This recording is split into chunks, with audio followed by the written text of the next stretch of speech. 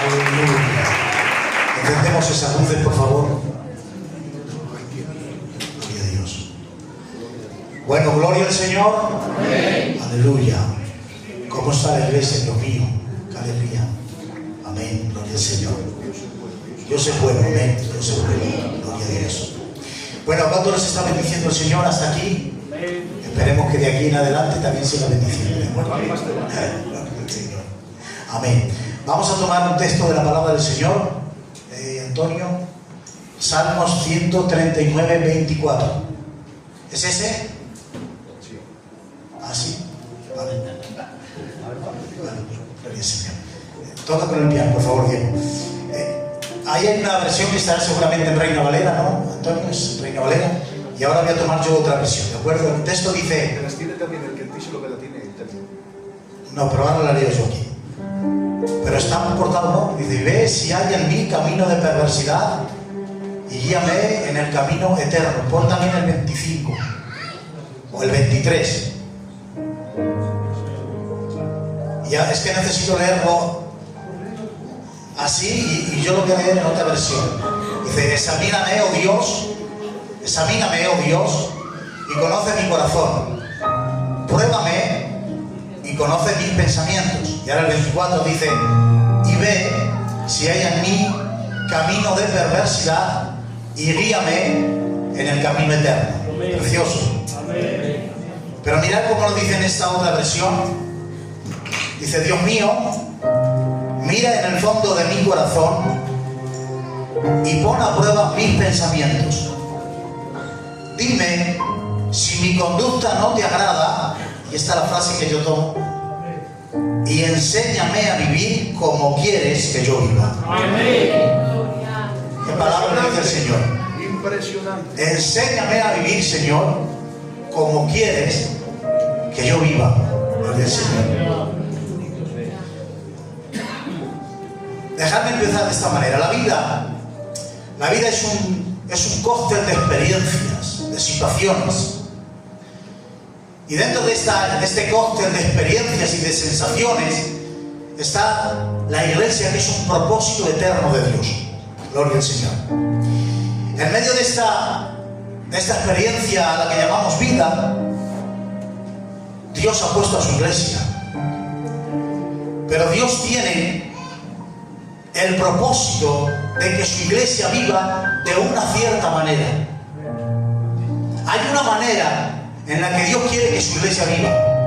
Por eso este texto dice, enséñame a vivir como tú quieres que yo viva. Lo que llamamos mi vida. Y Dios tiene el propósito de que su iglesia se enfrente a este cúmulo de experiencias llamado vida, a sus circunstancias, a sus avatares, a sus dolores, a todo esto que nos enfrentamos. Dios tiene una manera en la que quiere que tú vivas como iglesia, como creyente, como cristiano. Por eso el libro de Habacuc dice, mas el justo por la fe vivirá. Lo que está diciendo es que la fe regirá su forma de vivir. La fe provocará un principio de conducta, un patrón de conducta.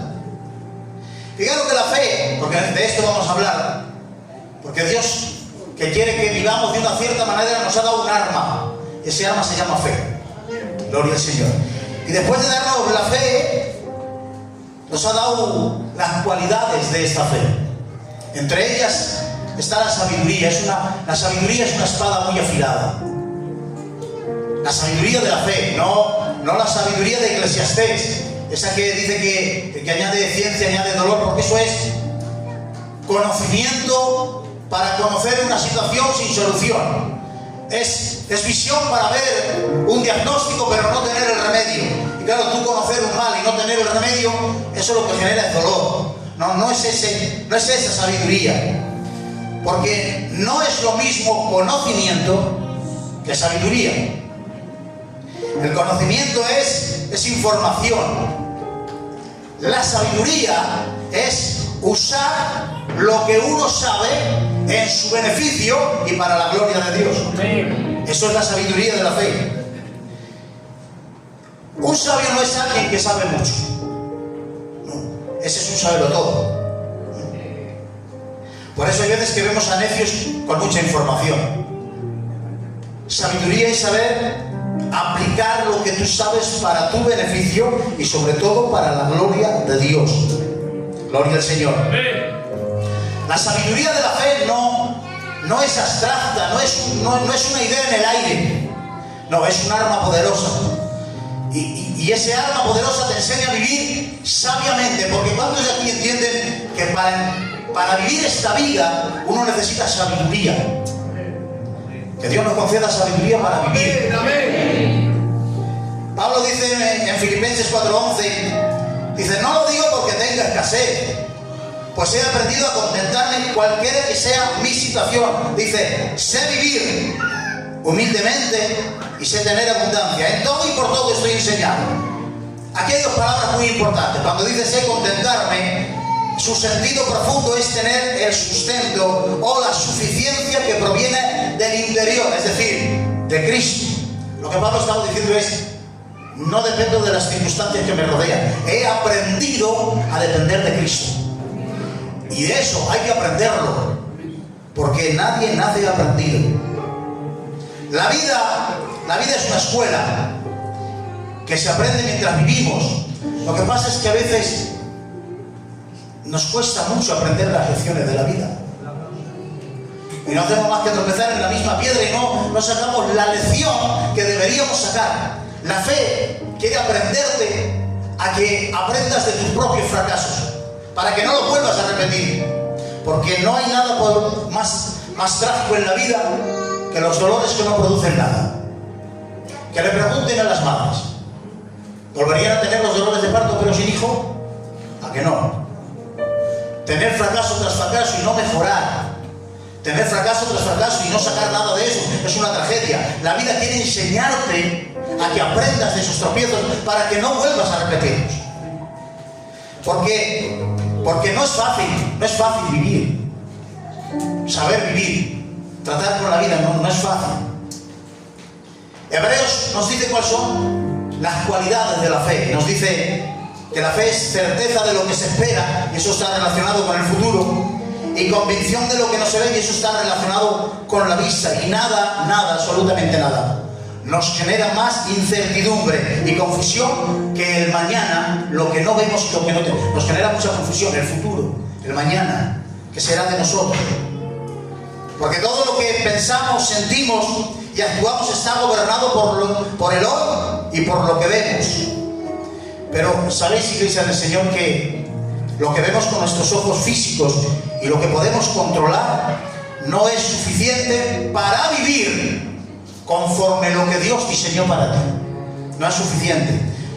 La psicología, la filosofía, la cultura, tus cualidades no son suficientes para vivir conforme lo que Dios quiere de ti. Porque la filosofía y la psicología, todos los armas que tenemos como hombres, es un instrumento humano que sabe dar una respuesta humana a una experiencia humana. Pero la fe, lo mismo que la psicología, no te quita los dolores. De eso no. Lo que te enseña es a dar una respuesta divina a una experiencia humana. Y cuando aprendemos a dar una respuesta divina a una experiencia humana, las cosas se ven de otra manera. La fe sobre todo quiere evitarte dolores innecesarios. Porque hay dolores que no se pueden evitar, pero hay otros muchos que nosotros no los añadimos. Y la fe quiere enseñarte ante eso, ante cualquier experiencia. Ante cualquier experiencia que vivamos, es determinante la respuesta que des. Es determinante. Cómo respondes a una crítica, cómo respondes a una herida, cómo respondes a una traición, cómo respondes a lo que te están haciendo. Es tan determinante como tú respondas, que es más determinante que el propio dolor que te han hecho. Porque generalmente sufrimos más por cómo respondemos ante el dolor que el propio dolor. Un niño estaba sentado, tan tranquilo, sin hacer nada, y vino otro niño cabezudo, mal, eso es que hay por ahí. Y va donde el niño y le pegó una patada. Ahora el niño que recibió la patada sale corriendo detrás de otro niño, se tropezó, se cayó y al caerse se raspó todas las rodillas. Se hizo más daño al perseguirlo que la patada que le dio el niño. Así nos pasa muchas veces. La respuesta que damos ante lo que nos hacen es peor que lo que nos han hecho. Te infliges más dolor por tu respuesta. Y la fe quiere enseñarnos a que eso no suceda a nosotros. Jesús y David, los dos tuvieron una experiencia de traición, pero no respondieron igual. A David le traicionó un amigo, Aitofel, un íntimo. ¿Y sabéis cómo respondió David? Dice en el Salmo 55: la muerte lo sorprenda. Amiga. Respondió con venganza. Sin embargo, a Jesús también le traicionaron, y un amigo. Pero Jesús no pidió la muerte para él, le dijo amigo. Le brindó la mano, le brindó su amistad. El resultado de todo esto es que a David le produjo, dice en el Salmo 55: mi corazón está dolorido y terrores de muerte han caído sobre mí.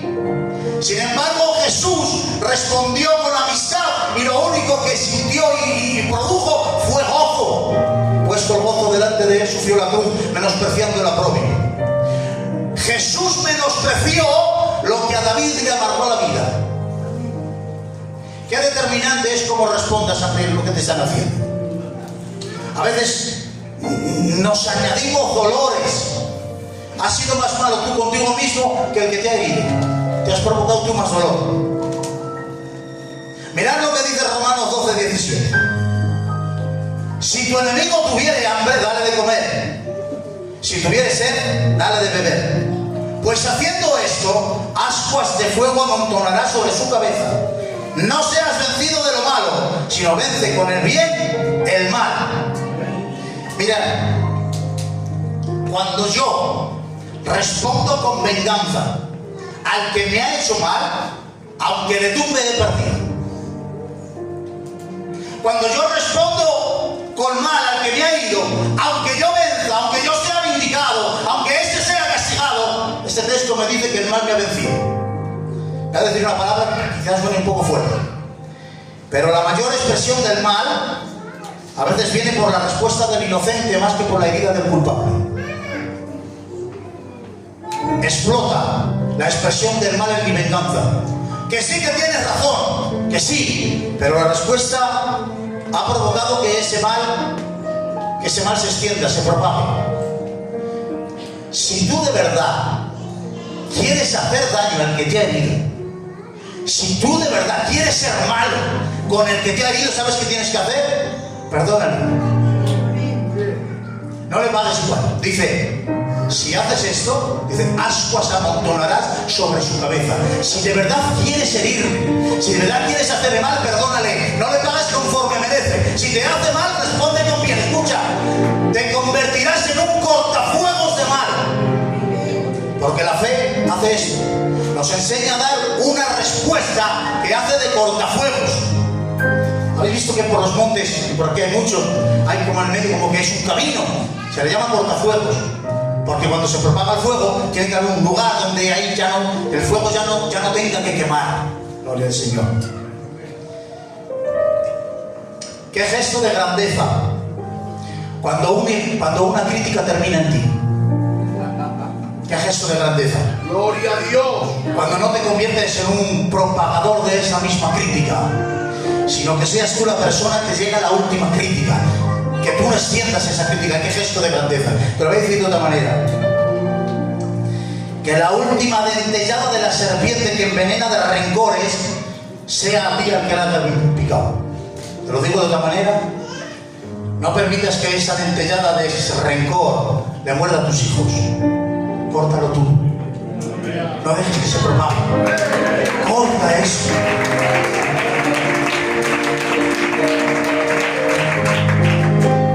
Recuerda algo.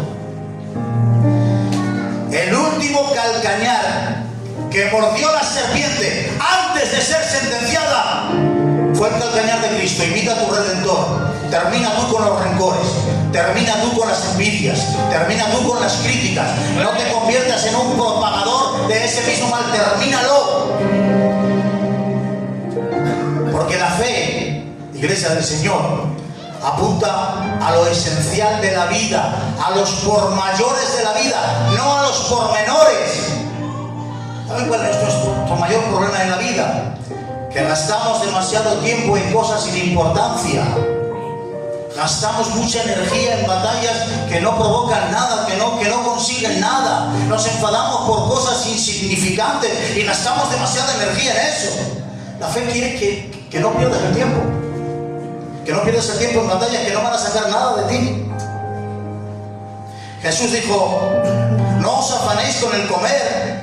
Dice: no es más la vida que el alimento. La fe se ocupa más de la vida que del alimento. Porque a veces, ocupándonos de las cosas grandes, las pequeñas no distorsionan la realidad de la vida. Hay que trabajar para vivir, no vivir para trabajar. Los afanes de la vida que nos consumen, que nos tienen tan ocupados. Porque nuestra percepción de la vida tiene que ver con lo que tenemos hoy y con lo que vemos, como he dicho. Y la verdad, nosotros que somos supuestamente hombres y mujeres de fe, confiamos más en lo que pueden ver nuestros ojos físicos y en lo que pueden tocar nuestras manos, ¿verdad? Como dice ese refrán: más vale pájaro en mano que ciento volando, ¿verdad? Pero la fe vive en una realidad que supera tus propios sentidos. La fe va más allá de tu propia experiencia actual y más allá de tu propia experiencia visual. Lo que tú estás viendo no es que sea mentira, no estoy diciendo eso. Pero la fe tiene una realidad más grande y quiere enseñártela, para que le des otra interpretación a eso que tú estás viviendo. Mirad lo que dice Romanos capítulo 4. Abraham no se debilitó en la fe al considerar su propio cuerpo, que estaba como muerto, ni la esterilidad de Sara, sino que se fortaleció en la fe dando la gloria a Dios. Este texto tiene una palabra: considerar. Significa analizar una situación con todos sus datos. Pues bien, analicemos la situación de Abraham con todos sus datos, objetivamente. Abraham es viejo, Sara es anciana, es estéril. Es mentira eso es verdad. Los datos son objetivos. No hay quien pueda negar esa verdad. Y claro, en el pecho de Abraham se creó una controversia. Dice Romanos que creyó en esperanza contra esperanza, entre las consideraciones naturales de la razón y lo que la fe le decía. Qué lucha ahí, ¿verdad? Mira, podemos analizar cualquier momento de tu vida y cualquier situación de tu vida. Podemos analizar cualquier situación que hayas vivido y la podemos analizar con todos sus datos, siendo objetivos. Y tendrás razones para quejarte. Y tendrás razones para decirte que la vida se ha portado mal contigo. Tendrás muchas razones, es verdad, no faltarán verdades. Cuando Job dijo: la vida del hombre es corta de día y hastiada de sinsabores, pues no estaba mintiendo, pero le faltaba mucha verdad. Alguien dijo que Job estaba mucho más cerca de la realidad de la vida en sus cenizas que cuando estaba en prosperidad. No es que sea verdad, nadie puede decir que esto no es verdad, pero la fe tiene una visión más amplia y más profunda de eso mismo que tú estás viviendo. Tú estás en tu situación en medio de un charco que te está ahogando, las olas pasan por ti y dices: de aquí no salgo. Pero la fe que mira desde la montaña de las promesas y del plan del propósito de Dios te hace ver que eso que parece que te ahoga es un simple charco temporal que más tarde que más temprano pasará. Por eso necesitas una mirada de fe. A ti que estás en medio de esa situación, en medio de ese agobio, necesitas una mirada de fe. Amén. Amén. La fe nos hace ver este tiempo de vida, pero contextualizada desde la eternidad. ¿Y sabes qué pasa? Que en la comparativa entre lo que Dios ha prometido y lo que tú estás viviendo, te darás cuenta que lo que estás viviendo no es tan grave. Aleluya. La fe tiene otra manera de interpretar tus experiencias. Porque déjame decirte una cosa y no te enfades conmigo. Hay otra manera de interpretar lo que tú estás viviendo. Tú estás diciendo que mal, que injusto, que A lo mejor no tienes toda la razón, y existe otra manera de interpretar lo que tú estás viviendo. Pero si lo estoy viviendo yo ya lo sé que lo estás viviendo tú. Pero concédete la oportunidad de cuestionarte un poco. Que a lo mejor no es como tú dices. Que a lo mejor no es así. La fe quiere darte otra visión de todas las cosas. La fe le da la vuelta a los prismáticos. ¿Os habéis dado cuenta cuando veis con los prismáticos que lo ves así, parece que está muy grande, pero si le dan la vuelta se hace pequeño? La fe le da la vuelta a los prismáticos y te hace ver que aquello que parece que va a acabar contigo, pues no es tan grande. Que Dios reprenda este sentimiento fatalista, que parece que el mundo se nos viene encima, y que de esta no pasamos, y que qué mal estamos, y que agobio, y que tristeza. No es así, no es esa toda la verdad. No le estoy quitando hierro a lo que tú estás viviendo, Dios me libre. Pero si supiéramos comparar lo que Dios nos ha prometido frente a lo que estamos viviendo, pues no te agobiarías tanto como te agobias, dormirías mejor por las noches. Porque entre la comparativa entre las cenizas de Job y la gloria de la creación, las cenizas quedan reducidas. Mira, tus lágrimas son verdad, pero el consuelo de Dios es más grande. Tus dolores no son falsos, pero tu sanidad es más sublime. Lo que tú estás viviendo es verdad, pero lo que dice la fe es mucho más grande, mucho más amplio, tiene más verdad, y no es todo como tú dices, no es así.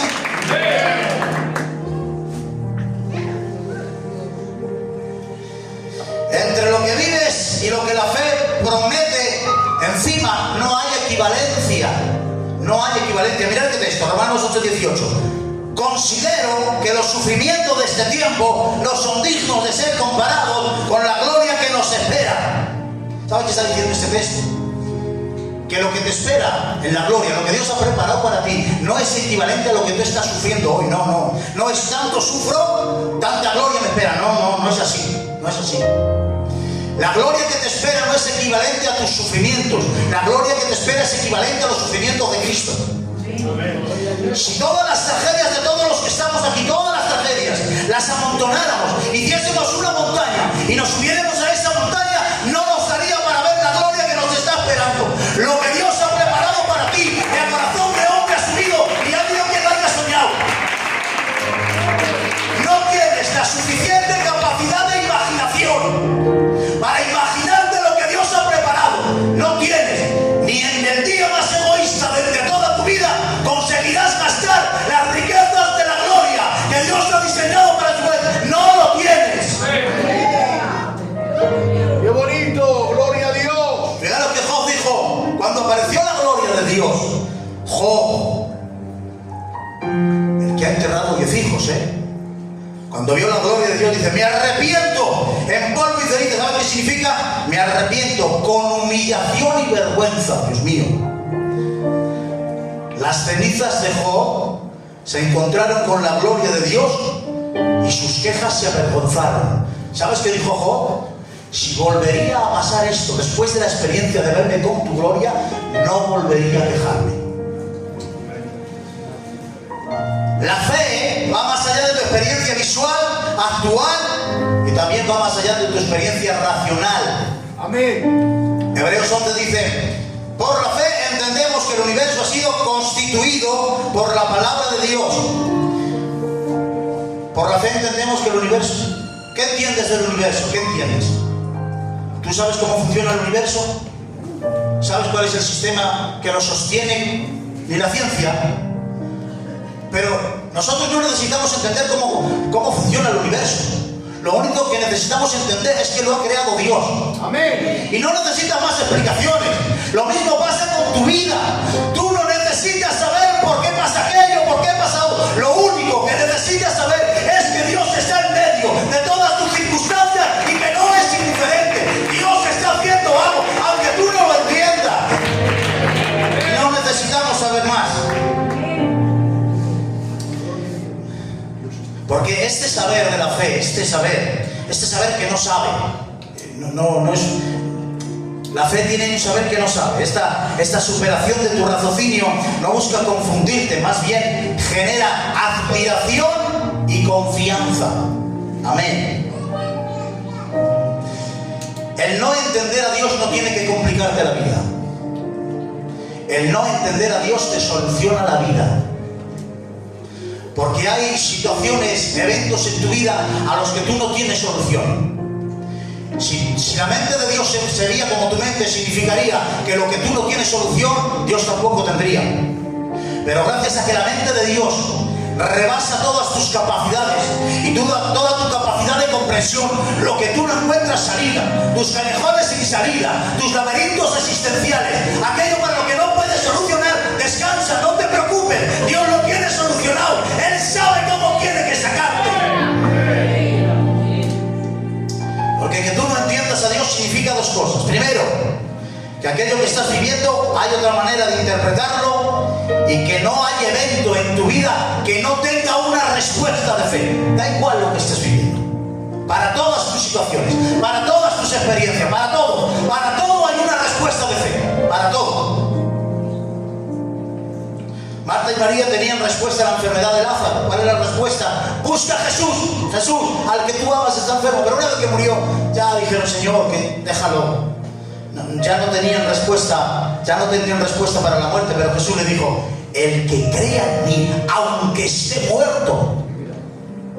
No hay situación en la vida en que Dios no tenga un recurso viable para solucionarte. No lo hay. Por eso somos superados por la fe en todo lo que interpretamos como real. Amén. Amén. ¿Están ustedes conmigo? Amén. Y déjame terminar. La fe tiene una realidad más extensa y profunda que nos enseña a vivir nuestra vida contextualizada desde la eternidad para tratar con este retazo de nuestra existencia y darle a cada evento su valor real. Porque ¿saben cuál es nuestro mayor problema? Los excesos. No sabemos respetar los límites de nuestras experiencias, ni cuando reímos ni cuando lloramos. En todo nos excedemos.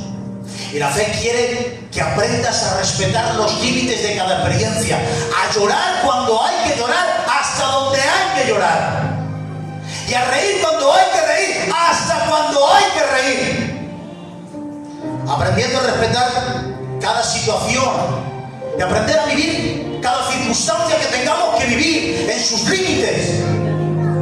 Eclesiastés dice: todo tiene su tiempo debajo del sol, tiempo de reír, tiempo de llorar. Lo que dice es que la vida se compone de tiempos y que nada es para siempre y que todo se vuelve a repetir.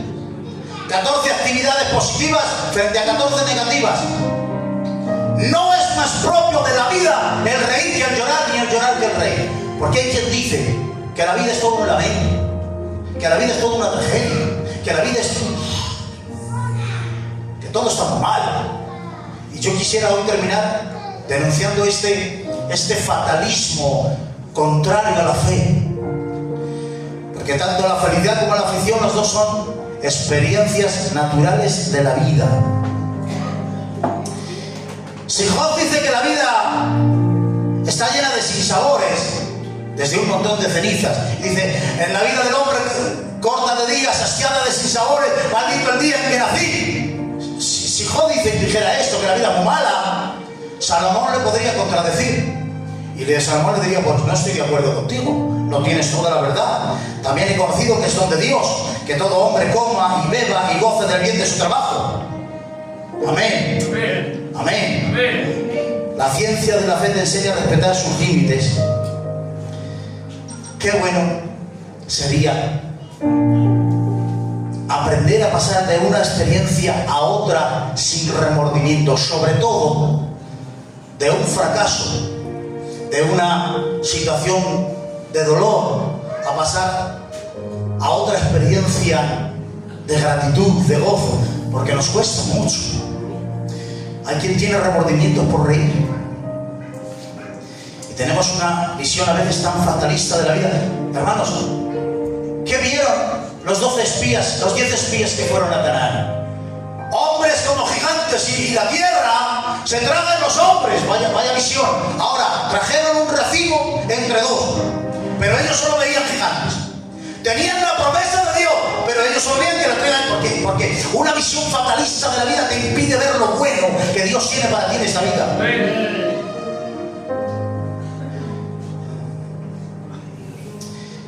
Hay cristianos pesimistas, muy pesimistas. De este invierno no pasamos. Ahora dicen el verano, de este verano ya no pasamos. Viene mal, Hermanos, aquellos, ¿te has dado cuenta que Goliat tiene, en la Biblia tiene datos biográficos? ¿Cuánto pesaba la lanza? ¿Cuánto pesaba el escudo? ¿Cuánto pesaba el casco? ¿Cuánto medía? Que era iba a decir cazador. Guerrero desde su juventud. ¿Habéis visto cuántos datos hay de Goliat? ¿Sabéis por qué? 40 días mirándole te da para examinarlo. Hay quien sabe tanto de sus agobios, de sus tristezas, de sus agonías, de su ansiedad, porque llevas tanto tiempo mirándolo, tanto tiempo compadeciéndote, tanto tiempo lamentándote, y sabes tanto de tu angustia, que tienes datos biográficos de eso. Pero llega David por allá y oye cómo desafía al gigante, pero no hace ni caso. Pero oye, de repente dice: el rey ha dicho que el que venza le da a su hija. Y hace David: ¿a quién? ¿Qué dan? A su hija. No le prestó atención a las amenazas del gigante, pero cuando escuchó cuál era la recompensa, ¿cómo se preocupó? Se preocupó más por la recompensa que por las dimensiones del gigante. Si tú supieras lo que tienes que ganar, si le creyeras a Dios y actuaras por fe y te creyeras lo que Dios te... Hay tanto por ganar, pero no te lo crees. No te lo crees. Gloria a Dios. Gloria a Dios. Pedro le dijo a Jesús: llevamos toda la noche pescando, que es cuando se tiene que pescar. Pero bueno, tú lo dices ahora, es de día, estamos en la orilla. Y dice: pero en tu nombre. Apareció la fe a orillas de tu fracaso, para decirte que le creas en aquella situación que parece ya que está perdida. Aparece la fe a orillas de tu desilusión, para decirte: Dios, confía ahora en mí.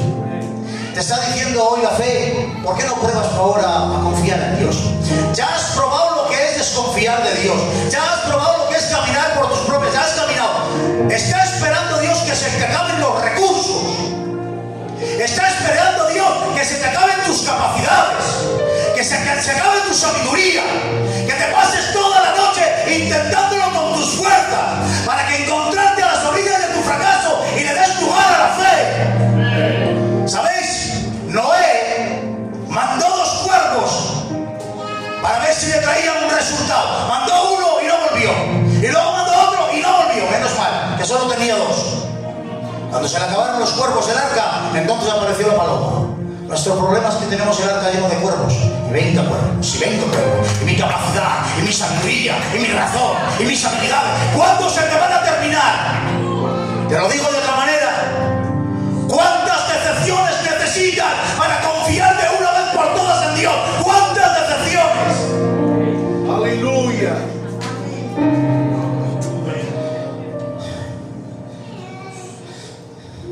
El Salmo 23 dice: en delicados pastos, dice, Jehová es mi pastor, nada me faltará, y en lugares de delicados pastos me hará descansar, y junto a aguas de reposo me pastoreará. Aquí hay 2 palabras: descansar y reposar, y para eso hay que pararse. Para descansar y reposar, ahí hay que pararse. En esos lugares de delicados pastos, ahí uno se detiene, ahí uno se para, uno lo disfruta, uno se queda parado en los pastos, en los días de gloria. Pero más adelante dice: aunque ande en valle de sombras de muerte. Porque en los pastos hay que pararse, en las sombras de muerte hay que andar. No hagas del valle de sombras de muerte un estanque. Aprende a pasar de una experiencia a otra sin remordimientos. Nos gustaría que Dios nos concediera la ciencia de David, que llora por el niño y está vestido de cilicio. Y cuando le dicen: ha muerto, y de repente pega un brinco, se quita los trapos negros, se viste de fiesta y se sienta feliz. Pero David, ¿cómo has podido pasar del cilicio a una mesa a comer? Por la fe. Él ya no puede volver, pero yo sí que puedo ir.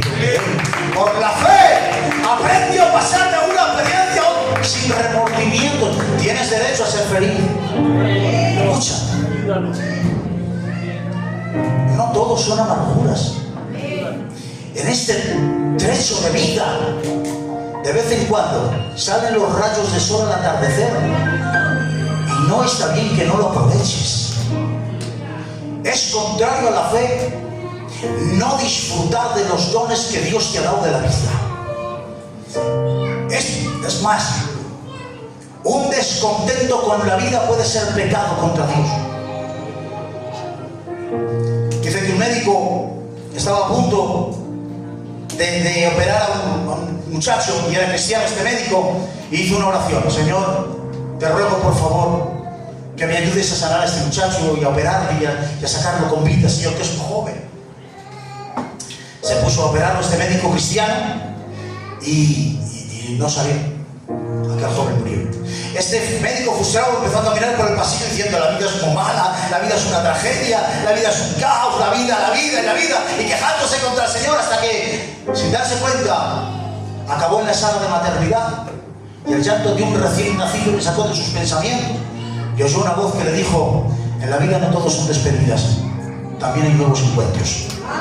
En esta vida no son todo pérdidas, también hay encuentros. Y es más, necesitas ocuparte de lo que tienes, y a veces pensar en lo que hemos perdido nos impide ocuparnos de lo que tenemos delante. Y hay gente que tiene delante que necesita tu fuerza, necesita tu sonrisa, necesita tu ánimo, que necesita ti con la cabeza levantada, que necesita tu alegría. No puedes estar lamentándote continuamente, porque hay gente que te necesita hoy.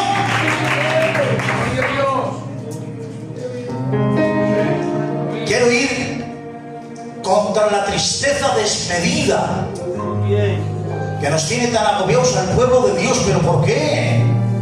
Porque te voy a decir algo. Te voy a dar dos razones para que seas feliz en este trecho de vida. Que no es el propósito de Dios que seas feliz, pero sí que aproveches lo que Dios te da. Mire, según la ciencia, matemáticamente no tendríamos que estar aquí. Pero pon la mano en tu corazón. Cada latido de tu corazón te dice que eres un milagro. Más, según la justicia retributiva, todos nosotros nos íbamos directamente de cabeza al infierno sin posibilidad de que nadie nos salvara. Pero gracias a la gracia de Dios que salió nuestro encuentro, nos rescató para salvarnos. Hay tanto para agradecerte, hay tanto para que seas agradecido. Escúchame bien, el mayor problema de tu vida está solucionado. Termino. Te lo prometo que termino. Aquel paralítico que tenía 4 amigos, los llevan por el techo porque no pueden entrar, y de repente lo empiezan a bajar, y imagínate que eres tú. Aquel paralítico indefenso no podía moverse, y lo único que estaba viendo era como los amigos que tanto le quieren, que tanto han hecho por él, que tanto de repente ve que se están alejando. Porque hay momentos en que ni los amigos pueden ayudarte. Hay momentos en la vida que ni los amigos. Y mientras se están extendiendo en la casa, está lleno de fariseos y saduceos que murmuran y gritan. Y entre los amigos que se alejan y los gritos de oye abajo, él se siente confuso. ¿Te ha pasado alguna vez? Los amigos nos llegan y el mundo que grita.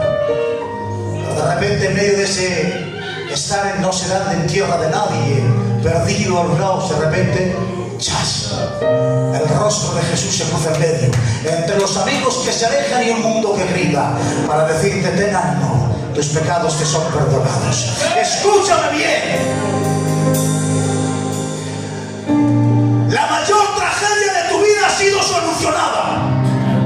No sé lo que estás viviendo hoy, que puede ser muy grave, pero escúchame bien, tienes un futuro glorioso. Las lágrimas serán enjugadas en las manos de Dios. Se acabarán los pañuelos negros, se acabarán las tragedias. Todo lo que tú tenías por malo se va a convertir en las manos de Dios.